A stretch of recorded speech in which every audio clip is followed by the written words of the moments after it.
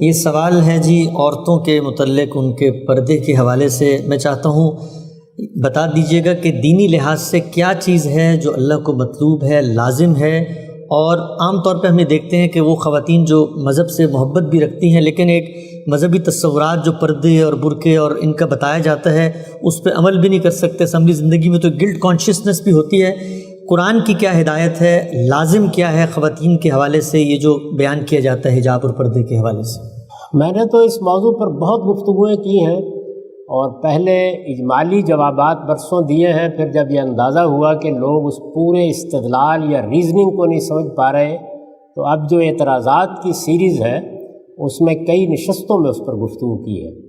قرآن مجید کیسے بیان کرتا ہے، حدیث میں کیا باتیں بیان ہوئی ہیں، بہت تفصیل سے میں نے اس سب کا تجزیہ اور تحلیل کر دی ہے۔ اگر آپ کو واقعی اس مسئلے کو سمجھنا ہے اور یہ جاننا ہے کہ اس میں اختلافات کی تاریخ کیا ہے اور کیوں ہوئے ہیں، اور جو ہمارے ہاں عام تاثر بن گیا اس کی وجہ کیا ہے، تو آپ اس سیریز کو سن سکتے ہیں۔ اس سے وہ تمام سوالات جو پیدا ہوتے ہیں، اس لیے کہ میں ایک جواب دوں گا تو ظاہر ہے کچھ جوابات آپ کو دوسری جگہوں سے بھی ملیں گے، تو ان میں جو تضاد محسوس ہوتا ہے اس کو اگر آپ واقعی سمجھنا چاہتے ہیں تو میری درخواست ہے کہ اس کو سن لیجیے۔ اس میں بہت تفصیل سے میں نے انالیسز کر دیا ہے، بتا دیا ہے۔ مختصر جواب دے رہا ہوں، اور وہ یہ ہے کہ اللہ تعالیٰ نے قرآن مجید کی سورہ نور میں ہمیں یہ بتایا ہے کہ اللہ کے پیش نظر یہ ہے کہ تمہارے جنسی معاملات میں بھی آخری درجے کی پاکیزگی رہے۔ میں نے ابھی آپ کو بتایا کہ دین کی پوری ہدایت کا ہدف کیا ہے، پیوریفیکیشن، پاکیزگی۔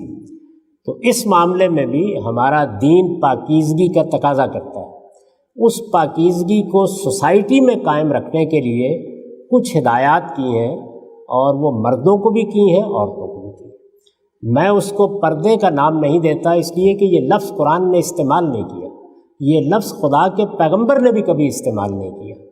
جو صحیح تعبیر ہے وہ یہ ہے کہ مرد و زن کے اختلاط یا ملنے جلنے کے آداب بتائیں، ایٹیکیٹس بتائیں، کہ اگر مردوں کو عورتوں کے پاس جانا ہے، ملنا ہے، کام کے موقعوں پر ملنا ہے تو کیا آداب ہیں جن کا لحاظ رکھنا چاہیے۔ تو اس میں دو باتیں تو وہ ہے کہ جو مرد عورت دونوں کو کہیں، یعنی ایک یہ کہ دونوں اپنی نگاہوں میں پستی پیدا کریں، حیا پیدا کریں۔ نگاہوں کی پستی کا مطلب یہ نہیں ہوتا کہ آپ نگاہیں نیچی کریں اور ٹھوکر کھا کے گر جائیں۔ اس کا مطلب یہ ہے کہ نگاہیں تاڑنے والی نہیں ہونی چاہیے، خط و خال کا جائزہ لینے والی نہیں ہونی چاہیے۔ یہ بات مردوں کو بھی کہی ہے، عورتوں کو بھی کہی ہے، دونوں کو کہی ہے، اور بالکل یکساں الفاظ میں کہی ہے اگر آپ قرآن مجید کو سورہ نور میں نکال کے دیکھیں۔ دوسری بات یہ فرمائی ہے کہ شرم گاہوں کی حفاظت کریں۔ اب شرم گاہوں کی حفاظت در حقیقت ایک طرف تو یہ چاہتی ہے کہ کوئی جنسی میلان پیدا نہ ہو۔ اللہ نے جس دائرے میں جنسی تعلقات کو جائز رکھا ہے، انسان اس کے باہر منہ مارنے کی کوشش نہ کرے۔ اور دوسری جانب وہ یہ چاہتی ہے کہ مرد ہوں یا عورتیں وہ اپنے لباس کے بارے میں احتیاط کریں۔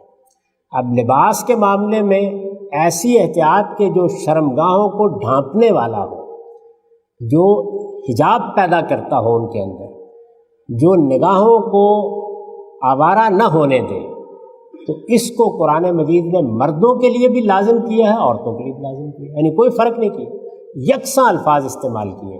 ان یحفظوا فروجہم ان یحفظن فروجہن، یعنی وہ بھی اپنی شرمگاہوں کی حفاظت کریں، اپنے لباس کے بارے میں محتاط رہیں، مرد بھی عورتیں بھی۔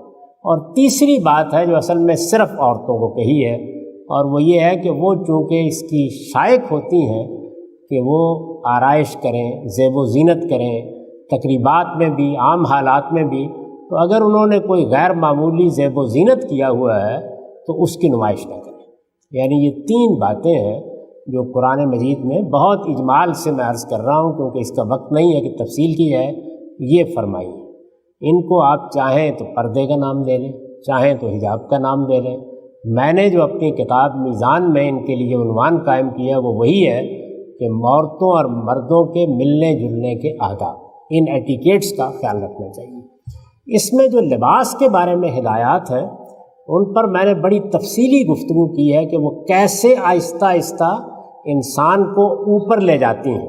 یعنی پہلا مرحلہ تو یہ ہے کہ شرمگاہیں ڈھانپی ہوئی ہوں اور شرمگاہوں کے قریب کے اعضاء بھی ڈھانپے ہوئے ہوں، یعنی آپ نے اپنے آپ کو گویا چھپانے کی ابتدا کر دی۔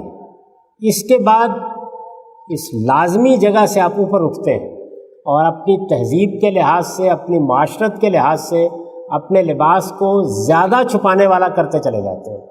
تو یہ جو دوسرا حصہ ہے، اس میں پھر وہ نوبت بھی آ جاتی ہے کہ جس میں ہماری بہنیں یا ہماری بیٹیاں گویا ایک اسکارف لے لیتی ہیں یا کوئی ایسا لباس پہن لیتی ہیں کہ زیادہ سے زیادہ ان کا جسم ڈھانپا ہوا رہے۔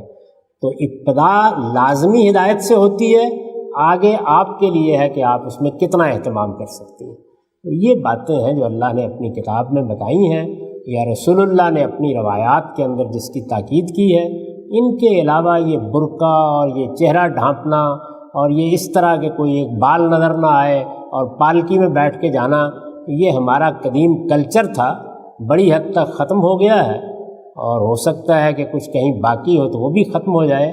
دین کی ہدایت اتنی ہے جتنی میں نے بیان کر دی۔